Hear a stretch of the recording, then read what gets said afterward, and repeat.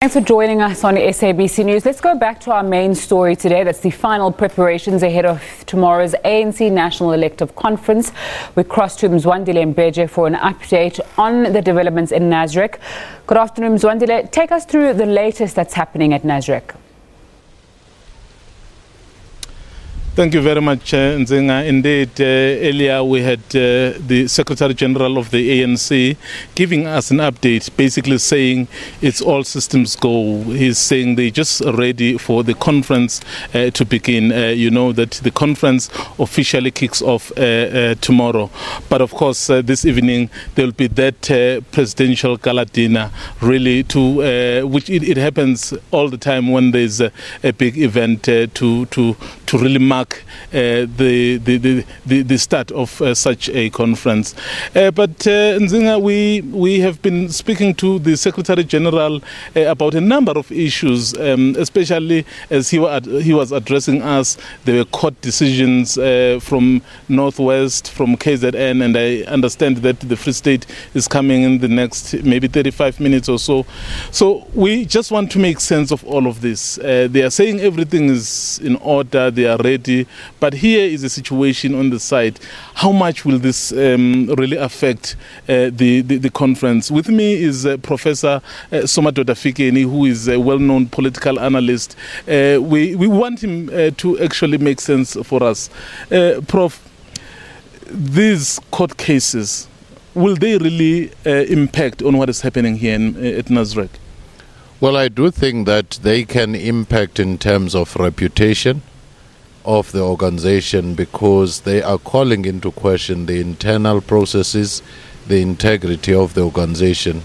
They could also impact if, for example, the regions or the provinces which are supporting this or that candidate suffer negatively from the court judgment.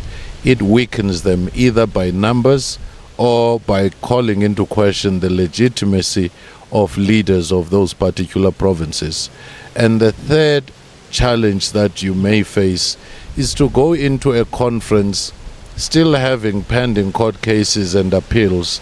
That degree of uncertainty, whilst it may not stop the conference in its entirety, it simply raised the question of some of the people raising issues in terms of credentials right at the beginning, therefore delaying the process of starting the conference.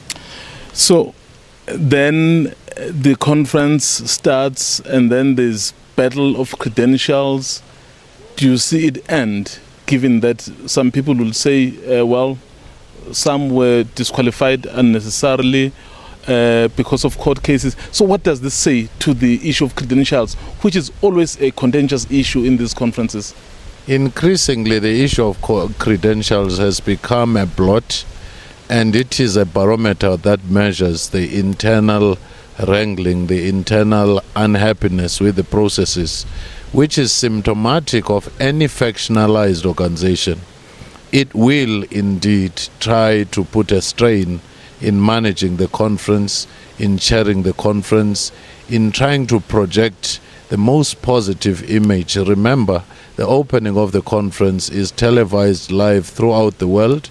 You do have the people representing different countries and their political parties coming in, diplomats and so forth. So this is the public face of the ANC. The leadership will be quite anxious to present some semblance of an organized conference, but the strain and the pressure from below will be there because the stakes are very high for both factions.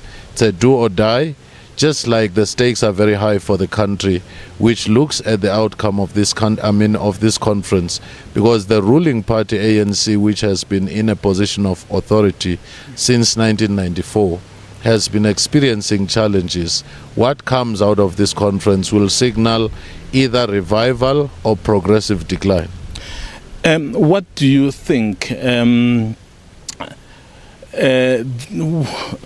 let me phrase it differently. Will this have a material effect on the outcome? Perhaps those who may be disqualified, will they then influence the outcome one way or the other? I doubt really. The trends from the nomination already show the relative strength of the candidates from different regions, and the disqualifications and the court challenges may simply reduce marginally the numbers here and there, but they cannot dramatically change the trend and the outcome of the conference. You, Professor, having mingled and spoken to some of the people here, are you confident this will be an incident-free conference?